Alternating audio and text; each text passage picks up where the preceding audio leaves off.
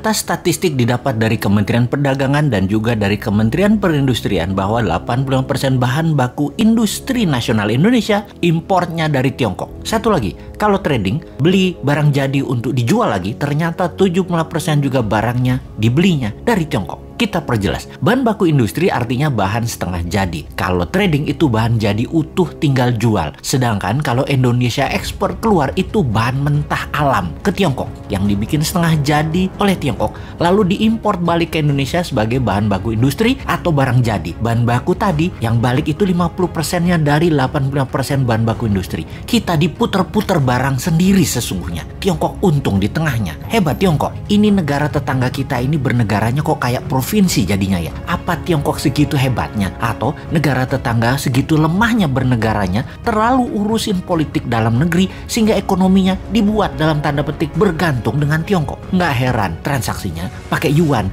Baru ngeh saya juga. Multi currency atau mata uang yang berlaku di banyak negara seperti yen, dolar, dan euro memang tidak diperlukan kalau kayak gitu. Ya itulah kenapa istilah provinsi itu muncul. Timur-timur nih, kalau Newman yang pegang mandat, 90% kebutuhan negaranya tergantung rupiah dan barang dari Indonesia. Jadi tanpa perlu diintegrasi penyatuan kembali Timur-Timur ke wilayah Indonesia, ya Timur-Timur sudah jadi provinsi lagi. Sama seperti Gajah Mada menyatukan Nusantara juga bukan pakai military approach, tetapi pakai economic approach, pakai emasnya Majapahit. Atau istilah ini adalah semua dalam buku Akademi Militer, namanya kolonialisasi 5.0, seperti yang dilakukan oleh Tiongkok. Kolonialisasi 5.0 pakai yuannya Tiongkok. Itu adalah economic approach. Negara tetangga itu jadinya ya kalah diplomasi, kalah strategi, kalah ekonomi, puncaknya ya kalah kedaulatan.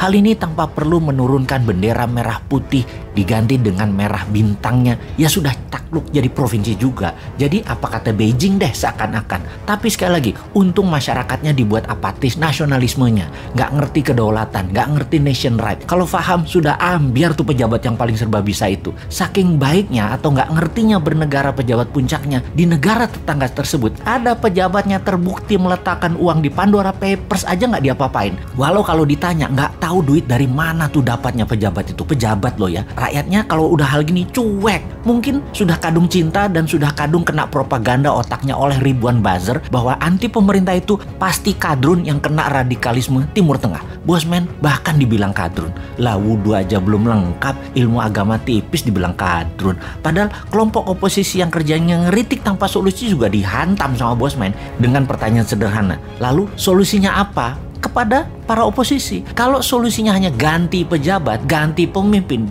sama aja nanti. Pasti bingung juga dan hutang lagi ketika penggantinya baru pejabat dari sisi oposisi. Sama pasti. Jadi bagaimana mengembalikan kedaulatan bernegara tanpa bergantung kepada satu negara yang saat ini menjadikan negara tetangga provinsinya Tiongkok. Secara terselubung, ya terus dibungkus rapih dengan kebinekaan saat ini. Sahabat, buka pikiran putra-putri bangsa Indonesia dengan melihat dunia. Mereka kita buat tinggal di Eropa, tinggal di Amerika Utara, tinggal di Amerika Selatan, di ASEAN dan negara Asia Timur. 5 tahun pertama minimum mereka tinggal 2 tahun untuk ambil kursus apa saja. Juga ambil ilmu kekinian di berbagai belahan dunia. Kirim 10 juta putra-putri terbaik untuk mendapatkan ilmu, mendapatkan jaringan dan pengalaman hidup di berbagai negara yang ekonominya lebih maju dari Indonesia. Di tanah air, sekolah ubah kurikulumnya. Bukan 6 tahun SD, 3 tahun SMP, 3 tahun SMA, total 12 tahun, tapi ubah hanya 10 tahun. Nggak ada yang namanya SD, SMP, SMA. Yang adanya sekolah pratama atau primary school, kemudian sekolah kejuruan, universitas, sekolah tinggi,